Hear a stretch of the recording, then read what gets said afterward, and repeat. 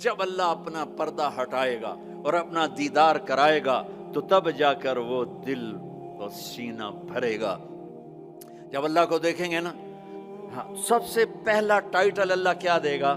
یہاں انبیاء بیٹھے ہیں، شہداء بیٹھے ہیں، علماء بیٹھے ہیں، صوفیاء بیٹھے ہیں، نمازی بیٹھے ہیں، حاجی بیٹھے ہیں، عمرے والے بیٹھے ہیں، حج والے بیٹھے ہیں، زکوٰۃ والے بیٹھے ہیں، سب نیک لوگ ہی بیٹھے ہیں، نیک مرد عورت بیٹھے ہیں. لیکن اللہ کس صفت سے ہمیں پکارے گا؟ مرحبا بالصادقین، مرحبا میرے سچے بندے.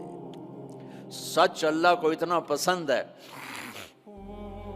کہ اس دن اللہ جب پکارے گا تو صادقین کے ساتھ، علماء کے ساتھ نہیں، شہداء کے ساتھ. شہداء بندے، علماء بندے، صوفیاء بندے، تہجد گزار بندے، سب اس صفات والے ہیں. لیکن اللہ ان کی ایک صفت کو لے کر کہے گا، مرحبا میرے سچے بندے.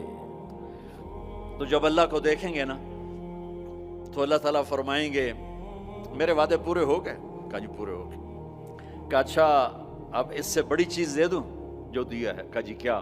کہ جاؤ میں راضی ہو گیا، اب کبھی ناراض نہیں ہوں گا، اب کبھی ناراض نہیں ہوں گا. تو وہ کہیں گے یا اللہ، وہ اللہ کہے گا مانگو مانگو مانگو، آج میں تمہیں دینا چاہتا ہوں اپنی شان کا. تو کہیں گے یا اللہ ہم جوہانسبرگ میں تیری بندگی تو کرتے تھے پر ایسی نہ کی جیسی کرنی چاہیے تھی. آج تجھے دیکھ کے پتہ چلا ہے تو کتنے حسن والا ہے، جمال والا ہے، کمال والا ہے. جیسے ہم دنیا میں تجھے سجدہ کرتے تھے نا نماز میں، آج ہمیں ایک سجدے کی اجازت، پوری نماز نہیں، صرف ایک، کہ ہم تمہیں یوں دیکھ کے اللہ اکبر کرنا چاہتے اور ماتھا جنت کی زمین پہ ٹیکنا چاہتے. ہائے ہائے ہائے، میرا اللہ کیا کہے گا؟ میرا اللہ کہے گا میرے بندو، جوہانسبرگ میں تم میرے بندے تھے، میں تمہارا مالک تھا، میں لارڈ تھا، تم سلیو تھے، میں مالک تھا، تم غلام تھے، تمہارے ذمے میری عبادت تھی. تم جنت میں آ گئے ہو، میں تمہارا ہوسٹ ہوں، میں تمہارا میزبان ہوں، تم میرے مہمان ہو اور مہمان سے کام نہیں لیا جاتا. کوئی سجدہ نہیں، جاؤ مزے کرو. ایک سجدہ بھی نہیں کرنے دے گا، ایک سجدہ. کہے گا ہاں طالما اتعبتم لی الابدان وانصبتم لی الوجوہ، میں نے دیکھا تھا جوہانسبرگ میں تمہیں نمازیں بھی پڑھتے، سجدے بھی کرتے، راتوں کو اٹھتے، تڑپتے، روتے، مچلتے، سسکتے. اسی کشمکش میں گزری میری زندگی کی راتیں، کبھی ساز و سوز رومی، کبھی پیچ و تاب رازی. وہ میں دیکھتا تھا، بس وہی کافی ہے، جاؤ موج کرو. وزوجناہم بحور عین، جاؤ ہم جنت کی لڑکیوں سے تمہاری شادی کرتے ہیں. یہ آخری درجے کا جنتی 40 سال دیکھتا رہے گا، صرف دیکھتا رہے گا، صرف دیکھتا رہے گا 40 سال. آخر وہ کہے گی اما لک فینا من رغبت، میرے آقا آپ میرے پاس نہیں آئیں گے، دور ہی بیٹھے رہیں گے. پھر اس کو ہوش آئے گا، کالے فرشتوں سے نکل کر حور میں آیا ہے نا.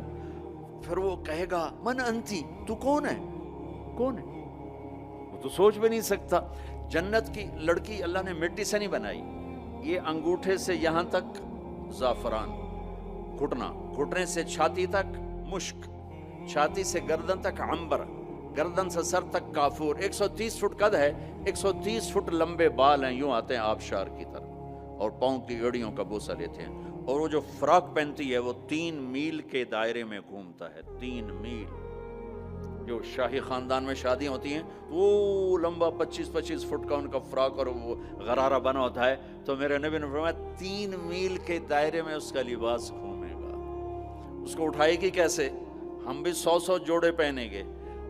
میں قربان جاؤں، سردیوں میں کپڑے زیادہ پہننے پڑتے ہیں تو بھی ذرا تکلیف ہوتی ہے، پہن رہے ہیں پھر اتار رہے ہیں. اگر 100 جوڑے پہننے پڑ گئے جنت میں تو موٹے تو رہ گئے نا اتھے ہی،